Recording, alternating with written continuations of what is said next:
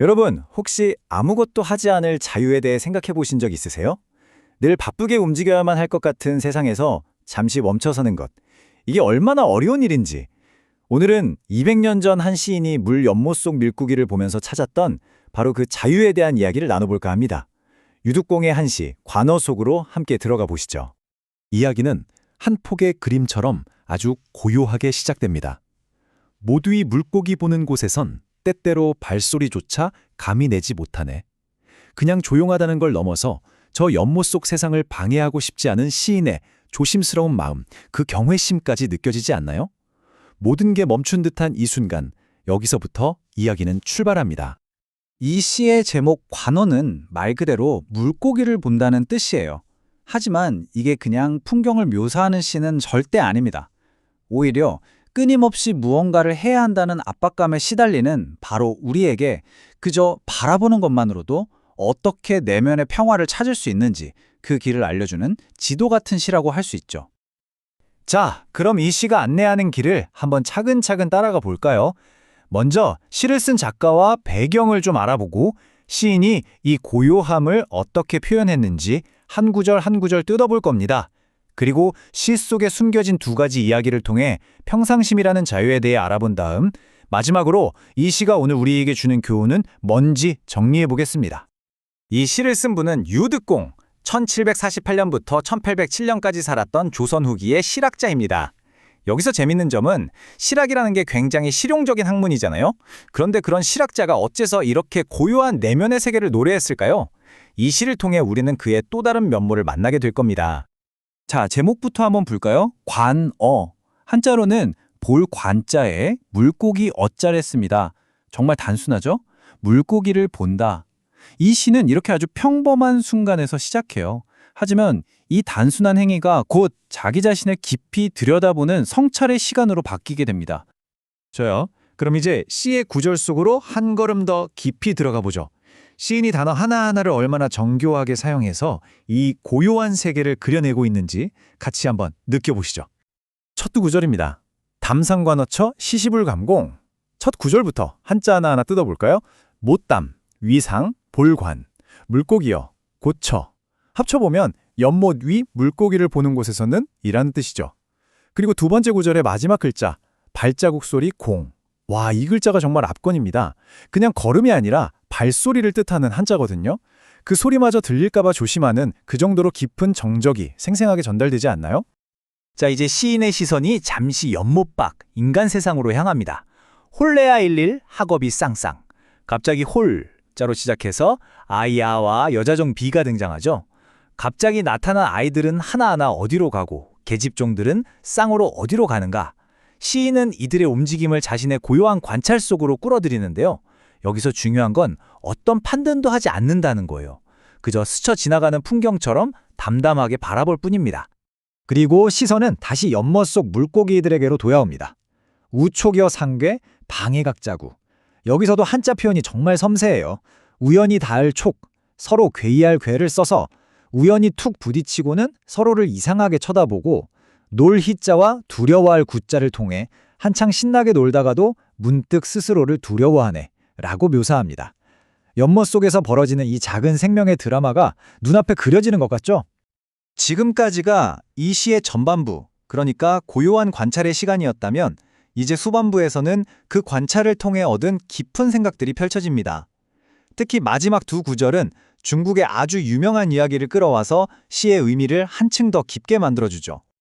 시인은 여기서 자유를 향한 두 가지 길을 우리에게 보여줍니다. 한 명은 도가 철학자 장자, 다른 한 명은 관리였던 장안. 장자가 생각을 통해 만물과 소통하는 내면의 자유를 상징한다면 장안은 세속적인 가치를 버리고 자신의 본성을 따르는 실천적인 자유를 상징하죠. 이 둘, 어떻게 다를까요? 7번째 구절, 호량차가락은 호량의 즐거움도 꽤 괜찮구나 라는 뜻입니다. 여기서 호량은 해자 호, 자에 다리량 자를 쓰는데요. 이게 그냥 다리가 아니라 옛날에 장자와 그의 친구 해자가 아주 유명한 논쟁을 벌였던 바로 그 다리의 이름입니다. 시인은 이 장소를 언급하면서 여기가 단순한 공간이 아니라 깊은 철학적 사유가 펼쳐지는 상징적인 무대라는 걸 보여주는 거죠. 여러분도 아마 들어보셨을 거예요. 해자가 자네는 물고기가 아닌데 어떻게 물고기가 즐거운지 알아? 하고 따지듯이 묻자 장자가 이렇게 되묻죠. 자네는 내가 아는데 내가 물고기의 즐거움을 모른다는 걸 어떻게 알아? 이 이야기의 핵심은 논리 싸움에서 이기는 게 아니에요. 경직된 이성을 넘어서서 자연 그 자체와 직접 교감하며 얻는 직관적인 삶, 그 자유로운 즐거움에 대한 이야기입니다. 자, 이제 마지막 구절입니다. 장안 만추강. 장안은 가을강에서 제멋대로 논이뤘지. 여기서 핵심이 되는 한자는 바로 제멋대로 마음대로 만자입니다. 고향의 순댓국과 농어회가 그리워서 높은 벼슬도 훌훌 털어버리고 떠나버린 장안. 그의 선택은 사회적 성공이라는 틀에서 벗어나 개인의 진정한 즐거움을 따르는 자유로운 정신 그 자체를 상징합니다. 장안이 남긴 이 말 정말 멋지지 않나요? 죽은 뒤 1000년 동안 기억될 이름보다 지금 살아있는 동안 마시는 술 한 잔이 더 소중하다는 것. 바로 이거예요.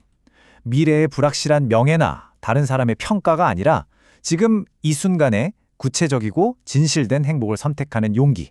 이게 바로 장안이 보여준 자유입니다. 자, 그럼 철학자 장자의 사유와 실천과 장안의 삶, 전혀 달라 보이는 이 두 이야기가 공통적으로 가리키는 건 과연 무엇일까요? 유득공은 이 두 인물을 통해 선불교의 핵심 개념인 평상심의 자유를 이야기하고 있는 겁니다. 이 시의 철학적 심장이라고 할 수 있는 가르침, 바로 평상심 시도입니다. 한자 그대로 풀어보면 평범할 평, 항상상, 마음심, 이것이 길도. 즉, 우리가 늘 가지고 있는 평범한 마음이 바로 깨달음으로 가는 길이다라는 뜻이에요. 뭔가 특별한 경지를 추구해야 자유로워지는 게 아니라 우리 본연의 마음 상태 안에 이미 자유가 있다는 거죠. 그럼 평상심이 대체 뭘까요? 여기 보시는 것처럼 억지로 꾸미거나 조작하지 않는 마음, 이건 옳고 저건 그르다고 계속 판단하지 않는 마음, 또 무언가를 억지로 붙잡으려고도 밀어내려고도 하지 않는 그냥 자연스러운 마음 상태를 말합니다. 장안이 명예를 버리고 소박한 즐거움을 택했던 것처럼요. 진정한 자유는 뭔가를 더 얻어서가 아니라 있는 그대로의 나 자신으로 돌아갈 때 발견된다는 놀라운 통찰입니다. 자, 그럼 이 200년 전의 시가 오늘을 살아가는 우리에게는 어떤 가르침을 줄까요? 우리는 각자의 삶 속에서 어떻게 물고기를 보는 나만의 연못을 찾을 수 있을까요? 이 시는 우리에게 내면의 자유에 이르는 4가지 길을 아주 친절하게 알려주고 있어요. 첫째, 나만의 조용한 장소를 찾아라. 둘째, 그곳에서 대상을 판단 없이 그저 바라보라. 셋째, 장안처럼 미래의 큰 영광보다는 지금의 소박한 즐거움을 소중히 여겨라. 그리고 넷째, 평범하고 자연스러운 나 자신을 있는 그대로 깨안아주라는 겁니다. 결국 이 시가 말하는 건 이거예요. 성체, 자연과의 교감, 그리고 평상심을 통해서 삶의 불안을 극복하는 법. 끊임없이 무언가를 해야만 할 것 같은 세상 속에서 때로는 가장 깊은 해답이 행동이 아닌 고요한 관찰 속에 있다는 걸 일깨워주는 아주 강력한 메시지죠. 자, 이제 여러분께 마지막 질문을 하나 던지면서 마무리할까 합니다.